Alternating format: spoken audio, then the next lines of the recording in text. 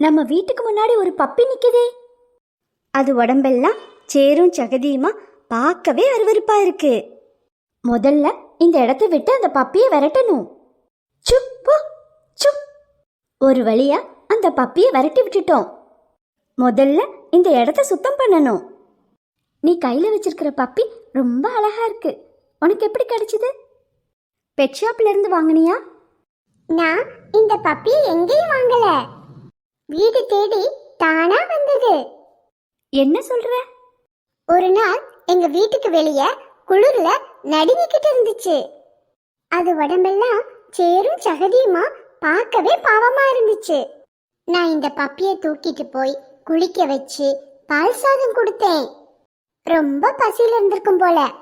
நான் வச்ச பால் சாதத்தை கொஞ்ச நேரத்திலே சாப்பிட்டு தட்டை காலி பண்ணிருச்சு. இந்த பப்பி வந்த பிறகு எனக்கு ரொம்ப ஜாலியா இருக்கு. நான் சொன்ன விஷயத்தை கேட்டு நீயே சோகமா இருக்க? இந்த பப்பி முதல்ல எங்க வீட்டுக்கு தான் வந்துச்சு. அது உடம்பெல்லாம் சேரும் சகதியுமா இருந்ததுனால நான் துரத்தி விட்டுட்டேன். பாவம், இந்த வாயில்லா ஜீவன். நான் அதனோட வெளிப்புற அழகை மட்டும்தான் பார்த்தேன்.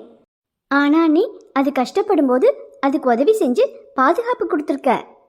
இன்னைக்கு பப்பி அழகாவும் ஆரோக்கியமாவும் இருக்குன்னா உன்னோட அன்பு தான் காரணம்.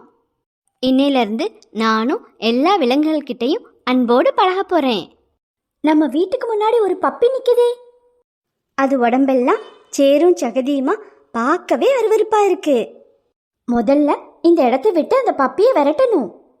சுப்பு சுப். ஒரு வழியா அந்த பப்பியை விரட்டி விட்டுட்டோம். முதல்ல இந்த இடத்த சுத்தம் பண்ணணும். நீ கையில வச்சிருக்கிற பப்பி ரொம்ப அழகா இருக்கு. உனக்கு எப்படி கிடைச்சது? பெட் ஷாப்ல இருந்து வாங்கினியா? நான் இந்த பப்பியை எங்கேயும் வாங்கல, வீடு தேடி தானா வந்தது. என்ன சொல்ற? ஒரு நாள் எங்க வீட்டுக்கு வெளியே குளிர்ல நடுங்கிக்கிட்டு இருந்துச்சு. அது உடம்பெல்லாம் சேரும் சகதியுமா பார்க்கவே பாவமா இருந்துச்சு. நான் இந்த பப்பியை தூக்கிட்டு போய் குளிக்க வச்சு பால் சாதம் கொடுத்தேன். ரொம்ப பசியில இருந்திருக்கும் போல. நான் வச்ச பால் சாதத்தை கொஞ்ச நேரத்திலே சாப்பிட்டு தட்டை காலி பண்ணிருச்சு.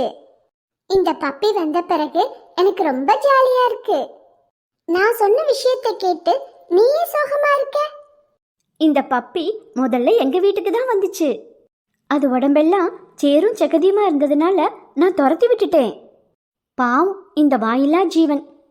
நான் அதனோட வெளிப்புற அழகை மட்டும்தான் பார்த்தேன். ஆனா நீ அது கஷ்டப்படும் போது அதுக்கு உதவி செஞ்சு பாதுகாப்பு கொடுத்துருக்க.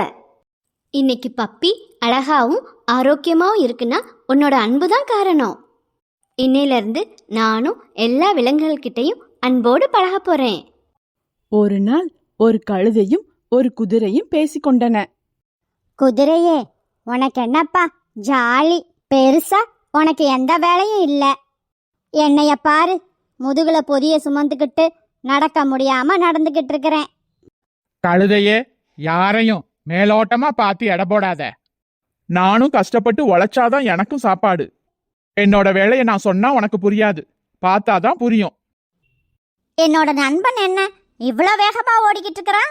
அவன் தன்னோட முதுகுல வண்டியை மட்டும் இல்லாம எஜமானரையும் சேர்த்துல இழுத்துக்கிட்டு போறான். அந்த எஜமானர் என்னடானா தன்னோட கையில குச்சியை வச்சுக்கிட்டு விரட்டிக்கிட்டே இல்ல போறாரு. என்னோட நண்பன் செய்யற வேலையை பார்க்கும்போது என்னோட வேலை எவ்வளவோ தேவலாம்.